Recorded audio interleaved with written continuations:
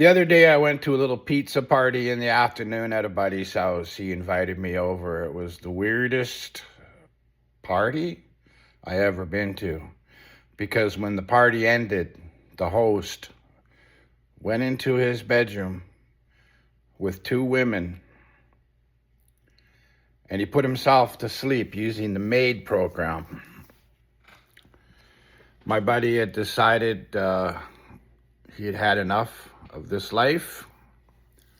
He lived very humbly, had to count his pennies, had to grocery shop very carefully,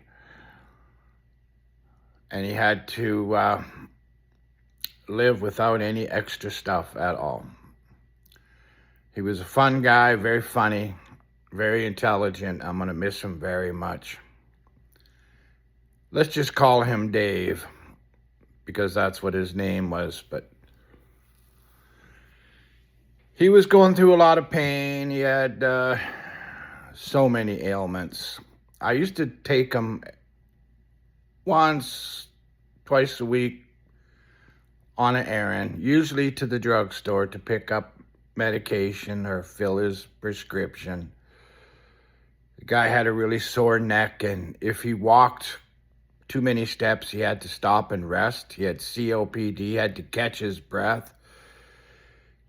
He used to like to walk down to the corner store and buy a lottery ticket, but in the end, he didn't have enough energy to get a lottery ticket. He had to have his groceries delivered to him, but I'd take him to Safeway.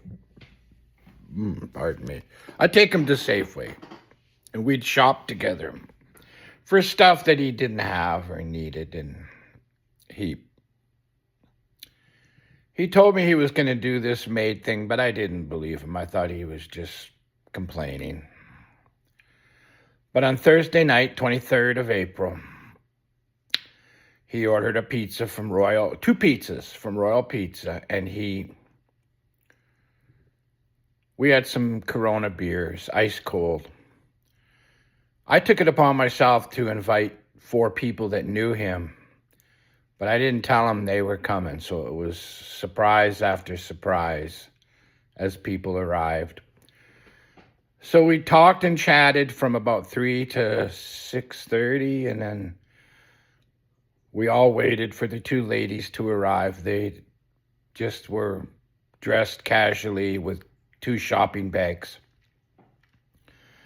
And they came down to his basement suite and chatted for 10 or 15 minutes, and Dave stood up and took off his belt, the belt that he wore every day of his life. A belt buckle I had always seen him wearing.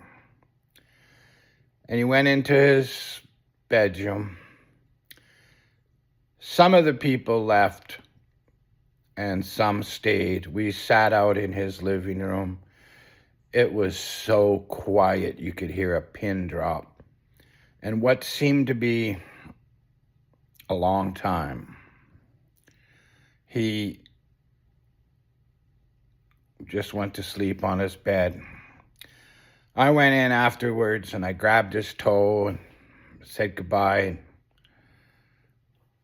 His arms were crossed. He had some Kleenex in his hand because he had to wipe his eye. His brother was there with him. His brother came in from Duncan. It was a weird experience, I'll tell you. I was with people that all thought that he had the right to do that, and I myself was just hoping that he would stay alive until he died naturally, but he was suffering. He couldn't move his neck anymore, and he was basically tired of living. So we as Canadians have to bump up our old age pension a little bit.